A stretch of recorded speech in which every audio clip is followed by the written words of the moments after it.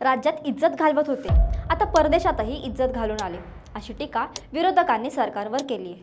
कारण शिंदे सरकारला अडचणीत आणणारी एक नोटीस महाराष्ट्रात येऊन धडकली आहे। ही नोटीस आली आहे थेट स्वित्झर्लंडवरून। या नोटीसमुळे शिंदे सरकार मोठ्या अडचणीत सापडला आहे। नेमकं हे प्रकरण काय आहे, नोटीशीत काय म्हटलंय, हेच आपण या व्हिडिओतून जाणून घेऊयात। नमस्कार, मी मृदुला आणि तुम्ही पाहताय थोडक्यात। वर्षाच्या सुरुवातीला गाजावाजा करत मुख्यमंत्री एकनाथ शिंदे दावोस दौऱ्यावर गेले होते। मुख्यमंत्र्यांचा हा दावोस दौरा प्रचंड चर्चेत आला होता। स्वित्झर्लंडच्या दावोस शहरात जानेवारीमध्ये जागतिक आर्थिक परिषद पार पडली। या परिषदेसाठी मुख्यमंत्री एकनाथ शिंदे यांच्यासह जवळपास 70 लोकांची टीम गेली होती। यावरून सत्ताधारी आणि विरोधी नेत्यांमध्ये जोरदार वादंग निर्माण झालेला। शिंदेंच्या या दौऱ्यावर ठाकरे गटाचे नेते आदित्य ठाकरे यांनी वऱ्हाड निघाला दावोसला, असं म्हणत शिंदेंवर टीकाही केली होती। मुख्यमंत्र्यांसोबत दौऱ्यावर गेलेल्या लोकांच्या खर्चावरून आदित्य ठाकरेंनी शिंदेंना चांगलंच घेरलं होतं। आता दावोस दौऱ्याच्या खर्चाबाबतच एक खळबळजनक बाब समोर आली आहे। आता सरकारच्या दावोस दौऱ्यातील फक्त खाण्यापिण्याचा खर्च समोर आलाय। राज्य सरकारने बिल न भरल्यामुळे दावोसमधून सरकारला नोटीस बजावण्यात आली आहे। यातील खर्च पाहून सर्वांचे डोळे विस्फारले आहेत। 1,50,00,000हून अधिकच्या रकमेची बिलं सरकारनं थकवलं असल्याचं या नोटिशीत म्हटलं आहे।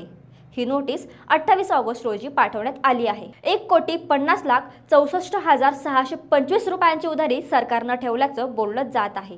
दोनही देशांच्या दूतावासांनी या नोटिशीची दखल घेतल्याची माहिती समोर आली आहे। नोटीसमध्ये नेमकं काय म्हटलंय हे पाहूयात। सरकारी संस्था म्हणून MIDCवर विश्वास ठेवला, मात्र थकबाकी अजून प्रलंबित राहिली आहे, ज्यामुळे कंपनीला मोठी आर्थिक हानी पोहोचली आहे। कंपनी जानेवारीपासून या पेमेंटचा पाठपुरावा करत आहे। या थकबाकीबाबत कंपनीनं मैत्रीपूर्ण पद्धतीने प्रयत्न केले, मात्र इतका काळ जाऊनही पेमेंट होत नसल्यानं कंपनीला नुकसान होत आहे। यामुळे भारत आणि स्वित्झर्लंडमधील आंतरराष्ट्रीय संबंधावर देखील परिणाम होतोय। त्यामुळे पुढील विवाद टाळण्यासाठी त्वरित निराकरण करणं आवश्यक आहे।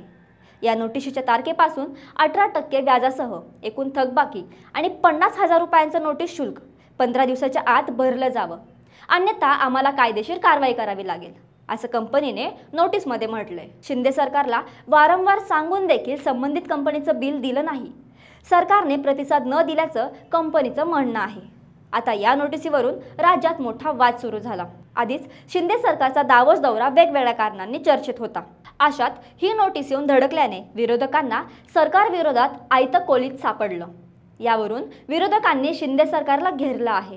रोहित पवार यांनी हे बिल ट्विटरवर पोस्ट केलं असून राज्य सरकारवर रोष व्यक्त केला आहे।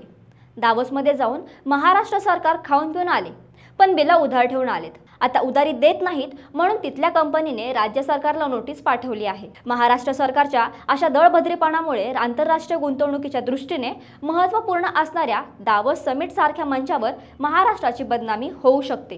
गुंतवणूकदारांमध्ये चुकीचा संदेश जाऊ शकतो। त्यामुळे उद्योगमंत्री उदय सामंत तसेच मुख्यमंत्री एकनाथ शिंदे साहेब संबंधित यंत्रणेला सदरील विषय निकाली काढण्याचे आदेश द्यावेत, असं रोहित पवारांनी म्हटलंय।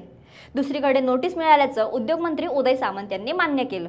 आमचे वकील त्याला उत्तर देतील, असं उदय सामंत म्हणालेत। आता यावर एकनाथ शिंदे काय भूमिका घेतात हे पाहणं महत्त्वाचं आहे। पण ही बाब महाराष्ट्राला खाली मान घालायला लावणारी असल्याचं बोललं जात आहे।